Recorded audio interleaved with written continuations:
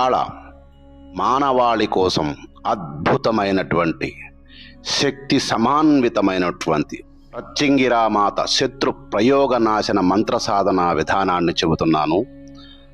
అందరూ ఈ మంత్రాన్ని చేసుకొని సుఖపడండి. ఈ మంత్రం ఎవ్వరైనా జపించవచ్చు. బీజాక్షరాలు జపించకూడదు అనే అపోహలో ఎవరైనా ఉంటే వాళ్ళు జపించాల్సిన అవసరం లేదు. ఈ భూమిపై రాత్రి పెరిగే కొద్దీ చీకట్లో దాగిన మనుషులు భావాలు, కర్మల శక్తులు, గుప్త ప్రయోగాలు ఇలా మారిపోతూ ఉంటాయి. అవి మాటల రూపంలో కావచ్చు, దృష్టి రూపంలో కావచ్చు, మంత్ర రూపంలో కావచ్చు, నిశ్శబ్దంగా ప్రయాణించి కొందరిని బాధించేలా మారుతాయి. అవి మానవుడి ఆత్మను దెబ్బతీస్తాయి. మనసు గందరగోళంగా మారిపోతుంది, జీవితం తడబడుతుంది. కానీ ఈ ప్రపంచంలో ఒకే ఒక శక్తి ఉంది. ఆ గుప్త ప్రయోగాలపై అప్రతిహతంగా నిలబడగల శక్తి. ఆమె మాతా ప్రత్యంగిరాదేవని విషయాన్ని గ్రహించండి. ఆమె సింహముఖి, ధర్మాన్ని కాపాడే రౌద్ర మాతృక. ఆమె జపం చేసే వారిపై ఏ మాయా ప్రయోగం, ఏ శత్రువు దృష్టి, ఏ నరుని దృష్టి, ఏ మంత్రశక్తి కూడా ప్రభావం చూపలేదనే విషయాన్ని గ్రహించండి. ఆమె నామం ఒక అగ్ని వలయంలా సాధకుని చుట్టూ ఏర్పడుతుంది, రక్షణ వలయంగా. గ్రహించండి సాధకులారా.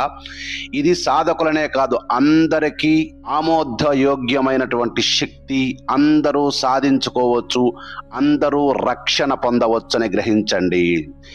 ఈ కలియుగంలో మాతా ప్రత్యంగిర ప్రపంచానికి ఉపదేశం ఇచ్చింది.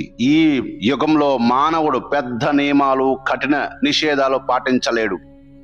దీనిని గ్రహించిన మహాప్రత్యంగిర శక్తి స్వయంగా ఒక సులభ మార్గాన్ని ఇచ్చింది మా ద్వారా మీకు. ఆమె చెప్పిన మాట ఒకటే, నా నామాన్ని నమ్మకంతో పిలువు, అంతే సరిపోతుంది అని. అందుకే ఈ సాధనలో ఎటువంటి కఠిన నియమాలు లేవు. ప్రతి మనిషి, ప్రతి గృహస్థుడు, ప్రతి విద్యార్థి, ప్రతి తపస్వి, ప్రతి భక్తుడు, ఎవరికైనా ఇది సాధ్యం.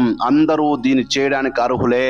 ఉండవలసిందల్లా ఒకటే, పవిత్ర హృదయం, ఆత్మవిశ్వాసం, మాత పేరు మీద ఉండాల్సిన అత్యంత నమ్మకం. ఈ మూడే కావాల్సింది. ఈ మూడే నియమాలు పాటించవలసిందనే విషయాన్ని గ్రహించండి. ఇకపోతే రోజుకొక్కసారి ఉదయం లేదా రాత్రి మీకు అనుకూలమైన సమయంలో దీపం వెలిగించగలిగితే మంచిది. లేకపోతే మనసులో వెలుగును ఊహించుకోండి. తర్వాత కళ్ళు మూసుకొని ఆ జ్వాలను, దీపం వెలుగుతున్నట్టు ఆ జ్వాలల మధ్య సింహముఖి మాత ప్రత్యంగిర రూపాన్ని ధ్యానించండి. ఆమె